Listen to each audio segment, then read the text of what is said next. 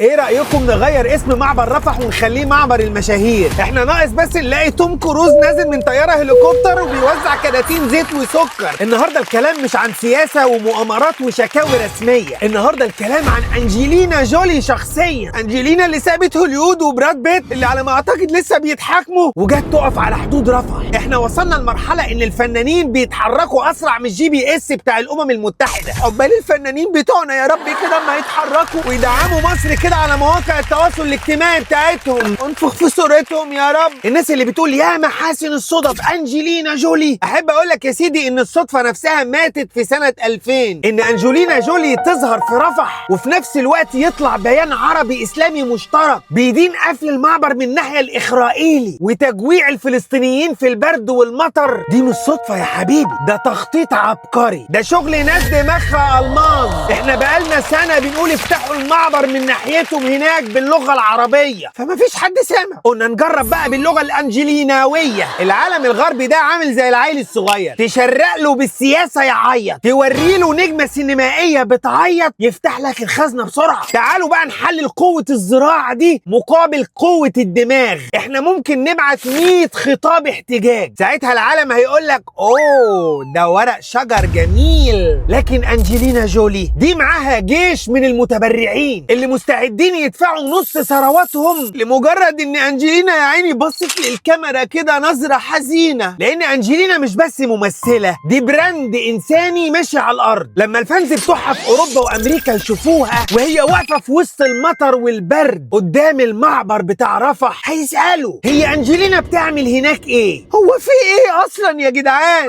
وفجأة الحقيقة اللي بقالنا شهور بنحاول نوصلها بتوصل ببوست واحد على الانستجرام. ده استخدام لسلاح الإعلام بذكاء ليفل الوحش. والموضوع مش بس أنجلينا، دي فرقة كاملة يابا. بابا الفاتيكان نفسه في عزة الميلاد بيقول كفاية ضرب، وجزء كبير من الأمريكان والأوروبيين بقوا قافشين شوية. ليه؟ من موضوع استمرار الحرب على غزة، لأن الموقف ده عمل تسلل لبيبيه النتن والحاج أبو حنان، لأن الجماعة دول نفسهم يرجعوا تاني يضربوا بكرة الصبح بس مش لاقيين سردية. يعني هيقولوا إيه؟ إحنا هنضرب أنجلينا جولي ولا إحنا ضد بابا الفاتيكان؟ دول ناقص يطلعوا يقولوا إن أنجلينا جولي اصلا بنت خالة السيسي وعضوة في تنظيم سري علشان يخلصوا من ضغط الرأي العام اللي هي عاملاه. الرأي العام دلوقتي بقى عامل زي الحما اللي قاعدة مراقبة مرات ابنها في كل تحركاتها، واي غلطة تعمل فضيحة بجلاجل طلعها يا ولا. في النهاية احنا محتاجين النوع ده من الدماغ. العالم دلوقتي ما بقاش بيفهم غير لغة التأثير. شكرا يا أنجلينا انك جيتي ونورتي مصر يا بنتي والله. انت مش كنتي تقولي اتصلي ولا حاجة اجي اخد صورة؟ أنجلينا عيب، بس يا ريت بقى المره الجايه تجيبي معاكي زاروك يمكن يسند معانا في فتح البوابه من ناحيتهم عشان يعني لو حد عصلك ولا حاجه. وشكرا بجد للدماغ المصريه الالماظ.